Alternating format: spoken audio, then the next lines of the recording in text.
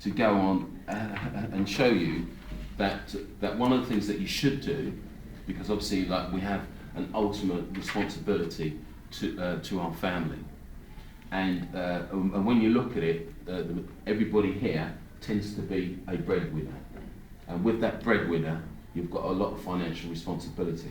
The question you've got to ask, if for whatever reason you are either taken out of the picture because you've died, because you've had an accident, and obviously for whatever reason you might suddenly become unemployed, you've got to ask yourself, how would your family still continue to live? How would you still continue to make your financial commitments? And so the important thing to do there, as I say to all clients, is always protection first. So what that means is that you protect your life in case you die or in case you contract a critical illness. The cost of such provisions today is so cheap and it's so minimal, it's just incredible that a lot of people don't do it. And the only time that you think about doing it is if something happens to somebody close to you.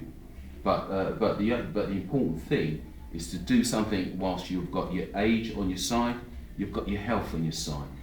Because if you do that today, it's going to be a lot cheaper. Because I'll give you an example. Somebody, say somebody who's actually in their 20s today, and if somebody wants to do something, say in their 50s, it's going to be like 10 times more expensive for somebody in their 50s to take out a policy.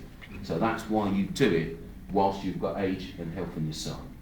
And when you look at it, say for you setting aside maybe 10 or 15 pounds a month, that's going to give you a vast amount of life insurance. Because I've dealt with so many clients whereby obviously like they've insured their mortgage, they've insured like their loans and liabilities. If anything has happened to them, the money's been there for the partner to discharge all of the liabilities.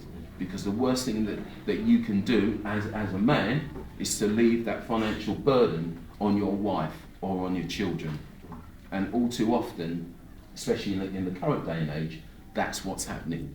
Because you could say in some respects, those men who've been leaders of the family have been selfish. And we know under the eyes of God, we cannot be seen to be selfish.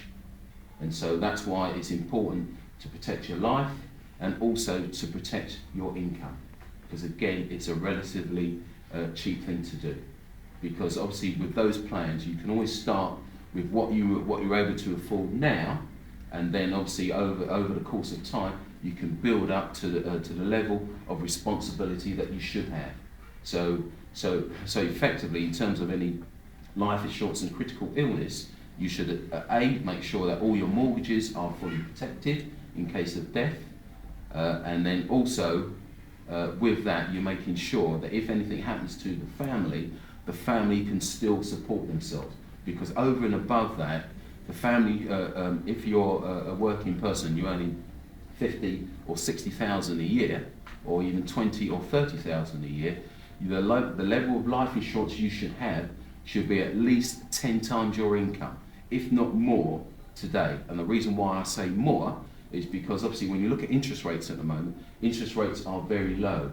So the amount of income you would need in order to replace the income that you're earning, you've got to obviously have a lot more money that you can put on deposit and for the family to survive off that.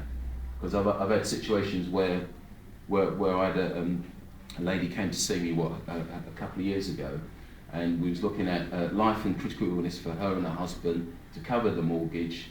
Came back and said that they couldn't afford it, and then 3 months down the line, she came and said to me, "Clifton, I've got cancer." And then 3 months after that, she said to me it was terminal. Excuse me, let me just swallow that, turn it off.